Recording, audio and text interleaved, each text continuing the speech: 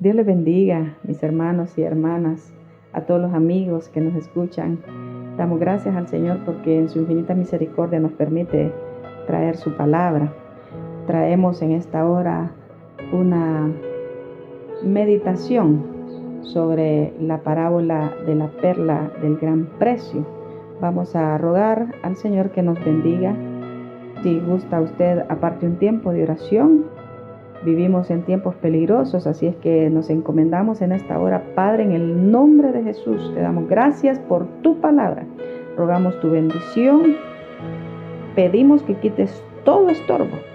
En el nombre de Jesús, reprende toda obra de las tinieblas.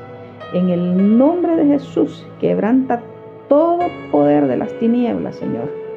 Toda influencia de las tinieblas. Señor, sobre tu pueblo, sobre tus hijos, sobre nuestros niños, sobre nuestros pequeños. En el nombre de Jesús sea quebrantado todo poder de las tinieblas. Que tu palabra bendita traiga luz y sabiduría a nuestra vida, temor de Dios a nuestros corazones en el nombre de Jesús. Leemos en Mateo capítulo 13, versos 45 y 46. El reino de los cielos es semejante a un mercader que busca buenas perlas, que habiendo encontrado una de mucho valor fue y vendió todo lo que tenía para comprar aquella perla. Los elementos simbólicos que distinguen esta parábola son el mercader y la perla preciosa. Y es en la misma escritura que encontramos el significado de los mismos. La Biblia dice que los minerales y las piedras preciosas son símbolos de sabiduría y por ende de la palabra del Señor.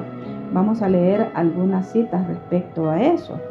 Dice en Mateo capítulo 7, verso 6, no den lo santo a los perros, no den las cosas sagradas.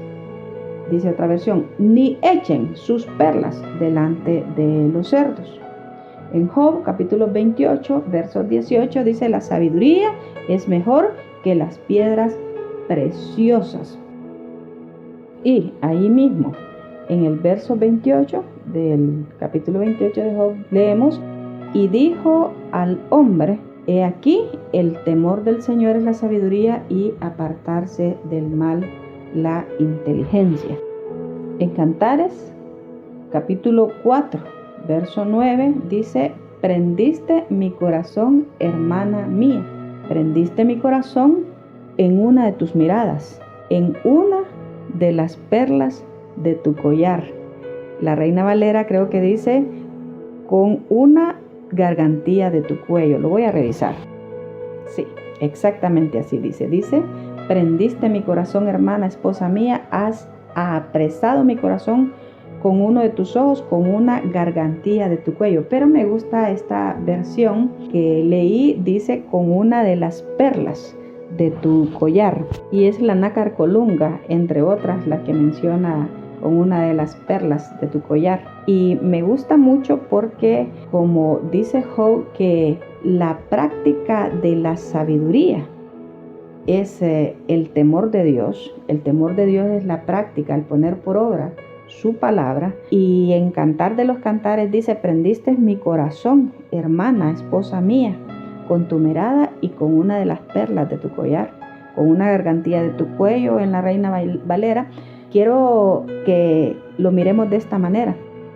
El cuello en la Biblia representa no solo la parte física, literal del cuerpo, la parte donde está sostenida la cabeza, sino que simbólicamente representa la docilidad del corazón para poner en práctica la palabra, o lo contrario, que es la dureza de corazón, cuando la Biblia dice duros de cerviz o incircuncisos de corazón. Duros de cerviz e incircuncisos de corazón, para entender, para comprender las cosas de Dios, lógicamente para ponerlas por obra.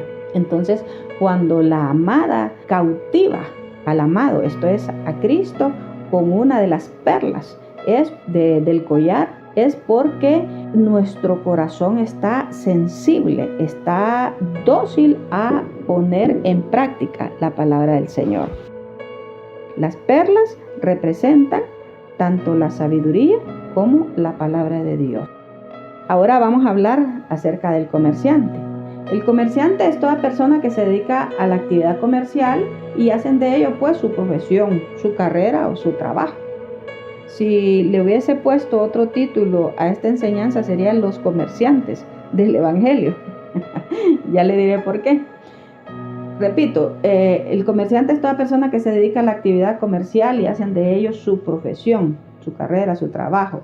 Se dedican a la compra y venta de mercadería y repito, está entre las profesiones más antiguas del mundo.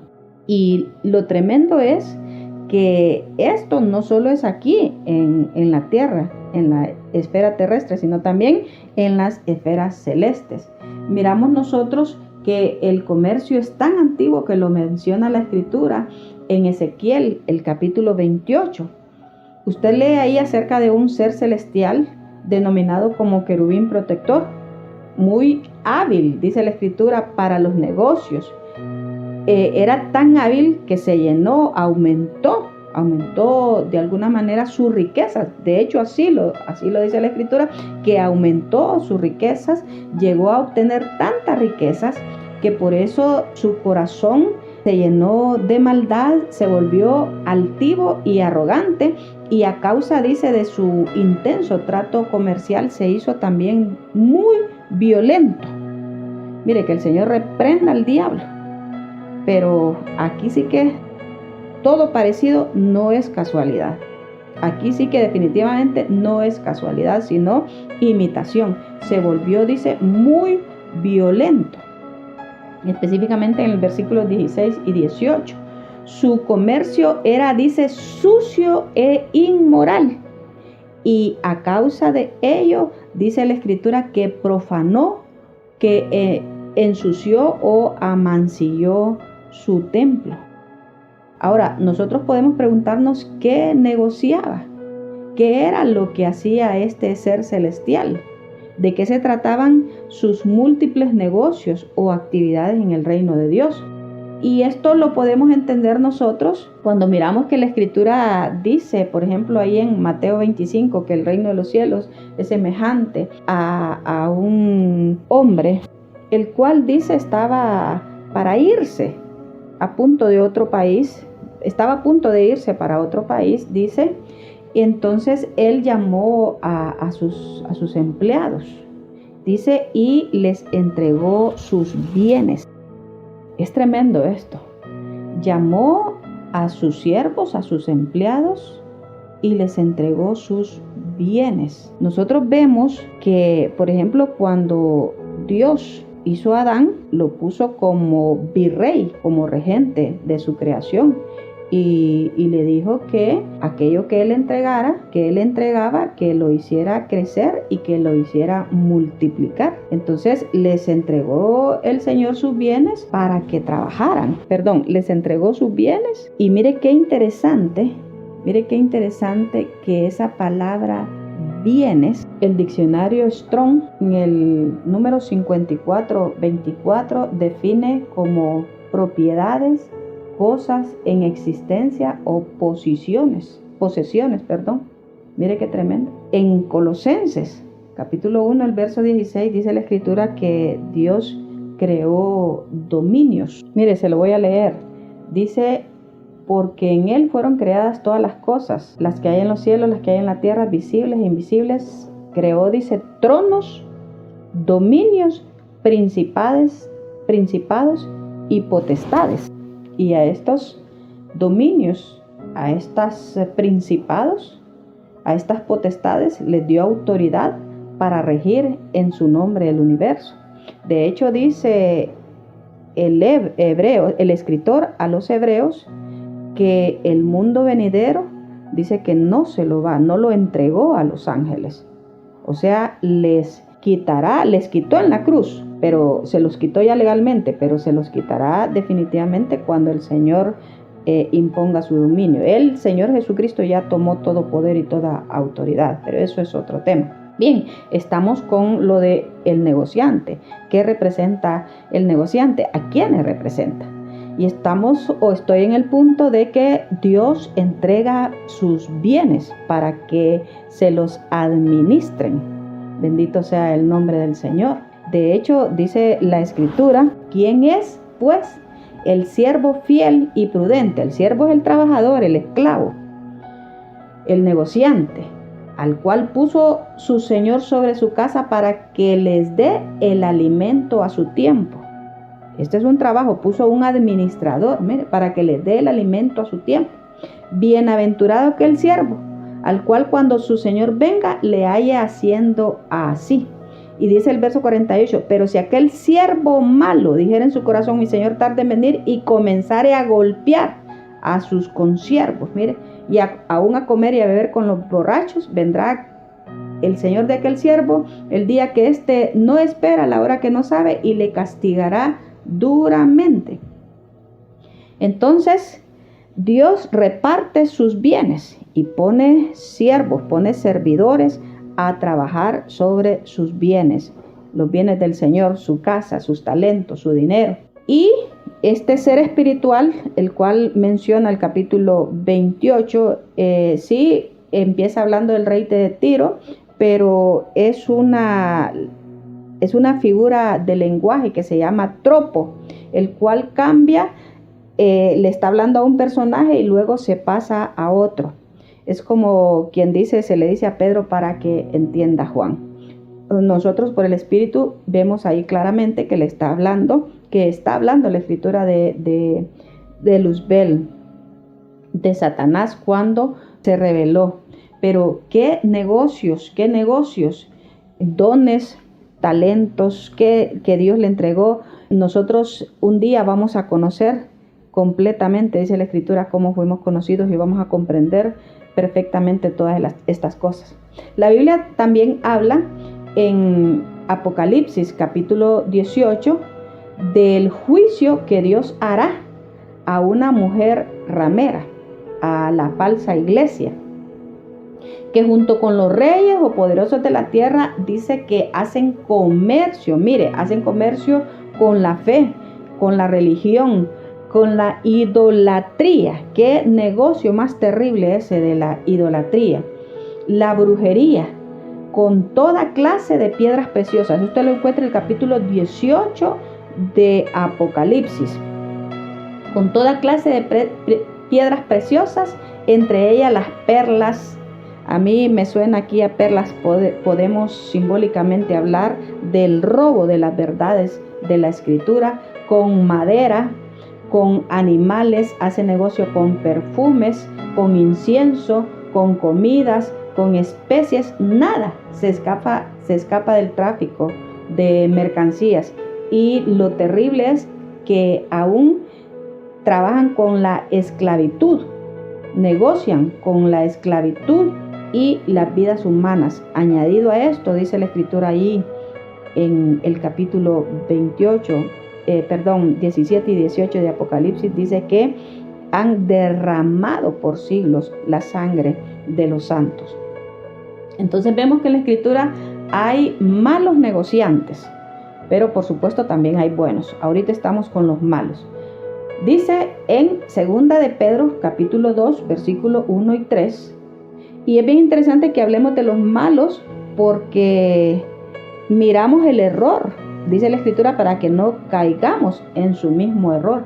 2 de Pedro capítulo 2 versículo 1 y 3, pero hubo también falsos profetas entre el pueblo, como habrá entre vosotros falsos maestros, que introducirán encubiertamente herejías destructoras, y aún negarán al Señor que los rescató, atrayendo sobre sí mismos destrucción repentina, y muchos seguirán sus disoluciones, a causa de los cuales el camino de la verdad será blasfemado, y por avaricia harán mercadería de vosotros, con palabras fingidas. Pero es interesante que leemos ahí, harán mercadería de la fe, mercaderes o negociantes del evangelio, con palabras fingidas. 1 Timoteo capítulo 6 verso 5 dice que hay quienes de la fe hacen una fuente de ganancia. Son malos siervos que venden sus talentos y los dones que Dios les dio para su servicio. Ahora miremos un ejemplo de Cristo como un buen negociante. Lo vemos en Lucas, el capítulo 2, en el versículo 49, pero ahí hay una porción larga que habla del Señor Jesucristo cuando en su infancia sus padres le llevaban al templo a Jerusalén todos los años para la fiesta. Y dice que en una ocasión, terminada la fiesta, ellos emprendieron el viaje de regreso a casa, pero el niño se quedó en Jerusalén sin que sus padres se dieran cuenta. Ellos pensando que el niño, dice la escritura, que pensaban ellos que el niño estaba entre la caravana de los viajeros, bien, hicieron como un día de camino mientras lo buscaban entre los amigos. Sin embargo, al no encontrarlo, regresaron a Jerusalén y al tercer día, dice la escritura, lo encontraron en el templo, sentado en medio de los doctores o maestros de la ley. Y es bien interesante que dice que el Señor Jesús estaba sentado oyéndoles y preguntándoles. Hay que prestarle atención a estas dos palabras, oyéndoles y preguntándoles. Toda la gente dice que oía sus respuestas y se asombraban de su inteligencia. Y de igual forma sus padres estaban sorprendidos al verlo. Su madre, yo supongo que con dulce reproche, con angustia, le dice: hijo, ¿por qué nos haces esto? ¿Por qué nos has hecho esto? Tu padre y yo te hemos buscado con angustia. Ay, Dios mío, nadie quiere pasar cosas semejantes. Y dice, tu padre y yo te hemos buscado con angustia. Y la respuesta del niño fue: ¿por qué me buscáis? ¿No sabéis que en los negocios de mi padre me es preciso estar? Miren, negocio y mercado son sinónimos, ¿bien? En los negocios, en los asuntos de mi padre es preciso que yo esté. Aquí vamos a aprender algo bien importante. De las palabras oír y preguntar. El Señor aún de niño estaba entre los maestros de la ley, repito, oyendo y preguntando. Y entre las acepciones de oír en griego está obedecer. En otras palabras, el niño oía para aprender y obedecer. Qué maravilloso esto. Dice, y preguntando. Y la palabra preguntando tiene la acepción de inquirir, de estudiar, de seguir en persecución o búsqueda. Se parece a aquella que lo vamos a ver que menciona Esdras. Consultar, preguntar, adorar, pedir, mendigar, indagar y escudriñar. Mire, me llama esto muchísimo la atención, que el Señor oía para obedecer, pero preguntaba también, estudiaba, consultaba. Dice la escritura que el niño crecía en sabiduría, crecía en estatura y en sabiduría delante de Dios. Y esa sabiduría el Señor la adquirió, creemos que por ser hijo de Dios engendrado por el Espíritu Santo, el Señor de alguna manera trajo alguna revelación. El Espíritu Santo le dio una revelación de quién era Él. De hecho, la Escritura dice, tanto en el Salmo 40 como en Hebreos, dice, he aquí vengo, Dios, para hacer tu voluntad. En Hebreos dice que antes de venir a la tierra, el Hijo dice, he aquí vengo, Dios, para hacer tu voluntad, como en el rollo del libro está escrito de mí. El punto que quiero decir es que el Señor Jesucristo, aunque traía una revelación de sí mismo, de quién era, puesto que era Dios, sin embargo, Él como humano, en lo humano, Él creció en sabiduría, y esa sabiduría, ese crecimiento, lo adquirió buscando las perlas preciosas de la palabra del Señor. Él se encontró también a sí mismo en la palabra. Por ejemplo, usted mira en Lucas 4, cuando les dice, hoy se ha cumplido esta palabra en vosotros. Yo quiero, sin llegar a malas interpretaciones, que nosotros nos busquemos, que nosotros nos encontremos en la palabra. ¿Cómo así? O sea, que encontremos en la palabra la voluntad de Dios para nuestra vida. En esencia, eso es lo que pretendo decir con respecto a esto del crecimiento del Señor en sabiduría. Amén, que crezcamos. Dice que crecía en estatura, era un crecimiento natural de su cuerpo. Sin embargo, dice Efesios que nosotros tenemos que llegar a la estatura de Cristo, refiriéndose a una estatura moral, espiritual. Sí, tenemos que llegar a la estatura, a la medida de la plenitud de Cristo. ¿Y eso cómo? A través de la búsqueda de las perlas que hay en la palabra del Señor. Bien, repito, esa palabra inquirir, preguntar, oyendo y preguntando, significa estudiar, seguir en persecución. Y este hombre, volviendo a la parábola de mucho valor, dice que este hombre buscaba. Y esa palabra buscar igual significa eso. Significa adorar, significa preguntar, significa investigar. O sea que este hombre en oración buscaba la revelación de la palabra del Señor. Dice en el Salmo 119, los versículos 33 y 34, enséñame, oh Jehová, el camino de tus estatutos y lo guardaré hasta el fin. Ay, Señor, Dios nos ponga ese deseo en nuestro corazón. Dame entendimiento y guardaré tu ley y la cumpliré de todo corazón. Y mire qué lindo el Señor, como nos promete en Jeremías, clama a mí, yo te voy a responder y te voy a enseñar cosas grandes, aleluya, y ocultas que tú no conoces. Pero hay que pedirle al Señor esos tesoros de la sabiduría y del conocimiento que están escondidos en Cristo. Pablo le dijo a Timoteo en 1 Timoteo 4:13, ocúpate, dedícate, aplícate, ocúpate a la lectura y a animar y a instruir o a enseñar a los hermanos. Ya para concluir, leemos en Apocalipsis capítulo 21, el verso 21, las 12 puertas eran 12 perlas. Cada una de las puertas era una perla.